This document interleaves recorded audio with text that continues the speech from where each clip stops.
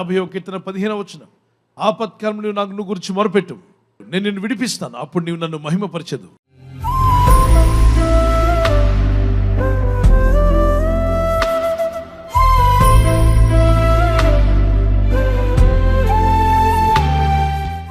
ప్రార్థించండి వాగ్దానం పట్టుకొని.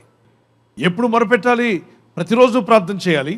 కానీ హఠాత్తుగా సమస్యలో పడినప్పుడు, ఒక ప్రమాదకరమైన పరిస్థితులను చిక్కబడినప్పుడు, దేవా నేను ఆపదలో ఉన్నాను, శోధనలో ఉన్నాను, నిరాశ్రయులుగా ఉన్నాను, నాకు సహాయం దయచేయమని నువ్వు మొరపెట్టినప్పుడు అంటాడు, నేను నిన్ను విడిపించదను. పేతురు సముద్రంలో మునిగిపోయిన తర్వాత మొరపెట్టాడా? మునుగుచుండగా మొరపెట్టాడా? మునిగిపోచుండగా పేతురు, ప్రభువా నన్ను రక్షించుము అని కేక వేశాడు. మత్తయి సువార్త 14వ అధ్యాయం 28, 29, 30 వచనంలో వెంటనే ప్రభు చేయి చాపి, అక్కడ నాకు చాలా ఇష్టమైన పదం, immediately Jesus touch four the stands. ఆయన వెంటనే చేయి చాపి పేతురును పట్టుకొని లేవనెత్తాడట. దేవునికి స్తోత్రం కలుగును గాక. ఈరోజు ఎందరైతే మొరపెడుతున్నారో, నువ్వు మునిగిపోతున్నావేమో సమస్యలో, ఆర్థిక ఇబ్బందుల్లో మునిగిపోతున్నా, అనారోగ్యం చేతను మునిగిపోతున్నా, నీ పరిస్థితి మునిగిపోయే స్థితిలో ఉన్నట్లయితే, నీకున్న స్థితిగతులు నిన్ను ముంచివేస్తున్న పరిస్థితిలో ఒకవేళ నీకు అనిపిస్తే మొరపెట్టు పేతురులాగా, తండ్రి ప్రభువా నన్ను రక్షించుమని కేకవే. వెంటనే ప్రభు తన చేయి చాపి నిన్ను, నీ ఇంటిని రక్షించి లేవనెత్తే రోజు రాబోతుంది. నువ్వు తప్పక రక్షణ పొందుకుంటావు. సమస్యల సముద్రంలో నువ్వు బయటకు వచ్చుదువుగాక. ఆకాశంలోకి ఫ్లైట్ ఎగురుతున్నప్పుడు భూమి మీద ఉన్న మనుషులు ఎలా కనిపిస్తారు మీకు చెప్పండి? చీమలు. ఎంతమంది చీమలు చూసారు? చేయొచ్చండి. ఎర్రచీమలు చూసారా చిన్నవి? రైట్.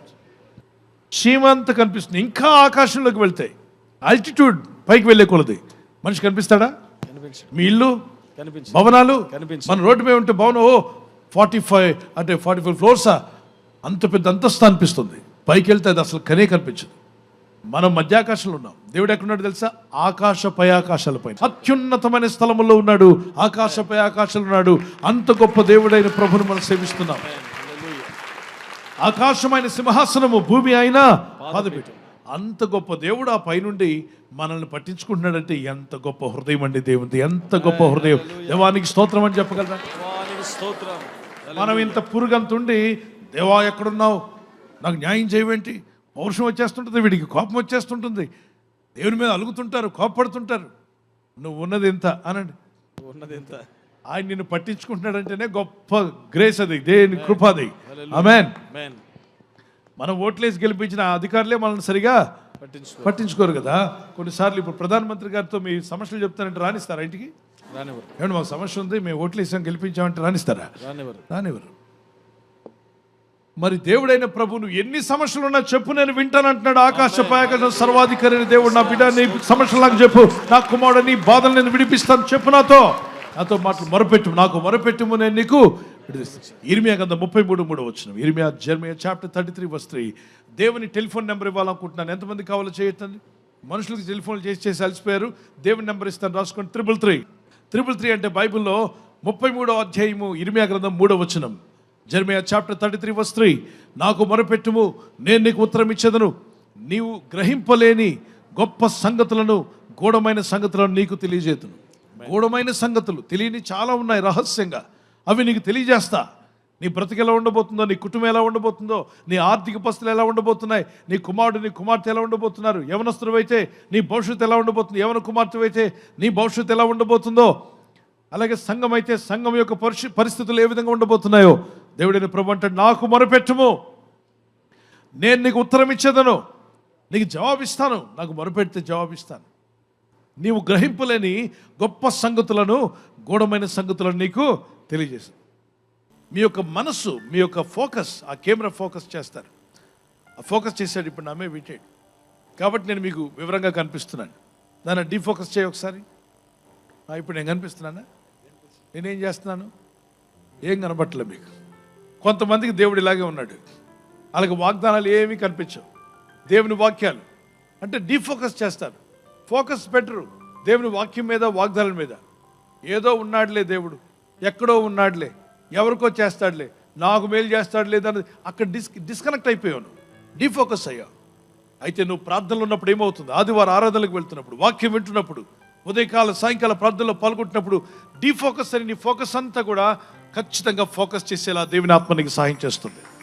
ఎప్పుడైతే ఫోకస్ అయితే క్లియర్గా నేను ఇప్పుడు కనిపిస్తున్నాను కెమెరాకి, అలాగే దేవుడు నీకు స్పష్టంగా తన వాగ్దానాలు నీ పట్ల నెరవేర్చబడబోతున్నాయి. వాగ్దానాలు దేవుడు నెరవేరుస్తాడు. అనేక మంది ఆ డీఫోకస్ లోనే ఉంటున్నారు. దేవుని యొక్క సన్నిధిని వారు అనుభవించలేకపోతున్నారు. ప్రార్థనకు వెళ్ళినా విశ్వాసంతో ప్రార్థించలేకపోతున్నారు. పట్టుదలతో ప్రార్థించమన్నాడు, విశ్వాసంతో ప్రార్థించమన్నాడు. ఎలాంటి ప్రార్థనలకు జవాబు వస్తుందో మీకు తెలుసా? విశ్వాస సహితమైన ప్రార్థన. యాకోబు పత్రిక 4-5 అధ్యాయం 14-15 వచనాల్లో. అలాగే పట్టుదల గల ప్రార్థనకు రోమపత్రిక 12-11-12 వచనాల్లో ఆత్మలో తీవ్రత కలిగి ప్రార్థించినప్పుడు, అన్ని వేళ ఆత్మలో ప్రార్థిస్తున్నప్పుడు జవాబులు వస్తాయి. ఎఫెసీ పత్రిక 6-18 వచనంలో విసిగిపోకుండా ప్రార్థించినప్పుడు జవాబులు వస్తాయి. లూకా సువార్త 18-1-8 వచనం వరకు.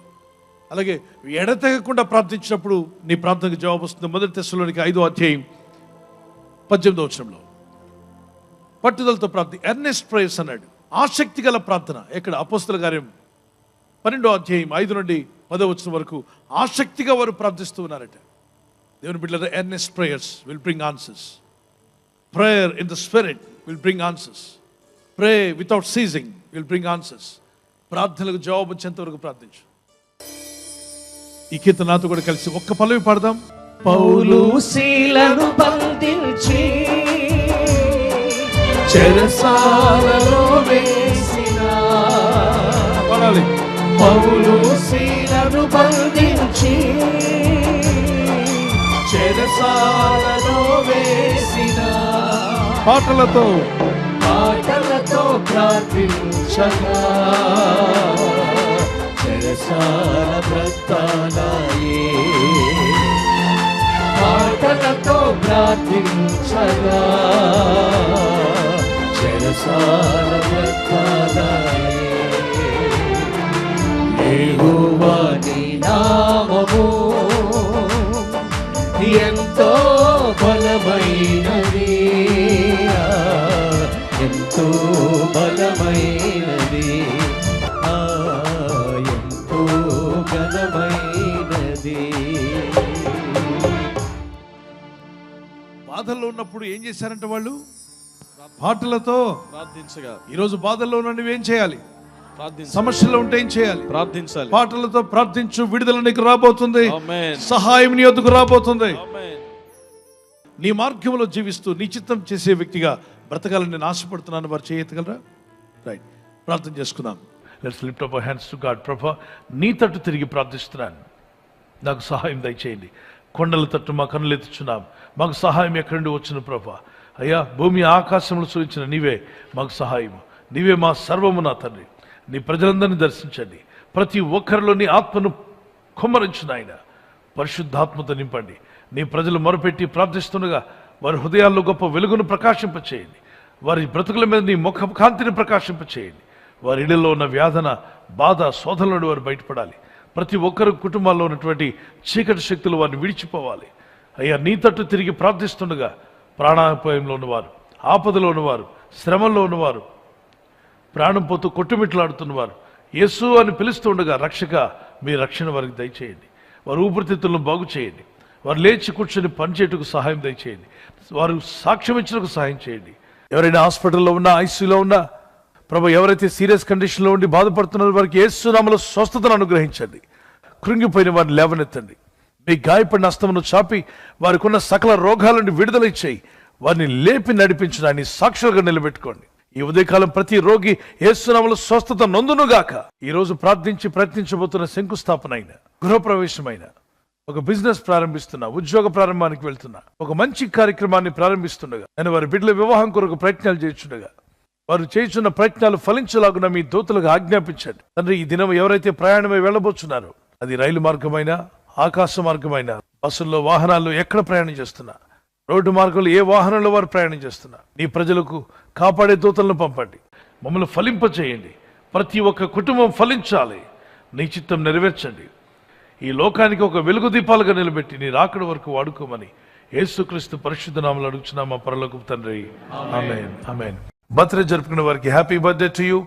మీకు వాగ్దానము యెషయా 58:11 ఆయన నిన్ను తృప్తిపరిచి నీ ఎముకలను బలపరచును.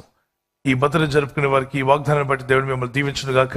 Happy birthday to you. Many more returns of the day. God bless you. We wish you all the best. We pray for you in Jesus name. Anniversary జరుపుకునే వారికి wish you happy wedding anniversary, many more returns of the day. God bless you. మీ ఇరువురి మధ్యలో ఐక్యత, ఏక మనసు, ప్రేమ ఉండును గాక. మీకు వాగ్దానము ద్వితీయోపదేశకాండం 31:8.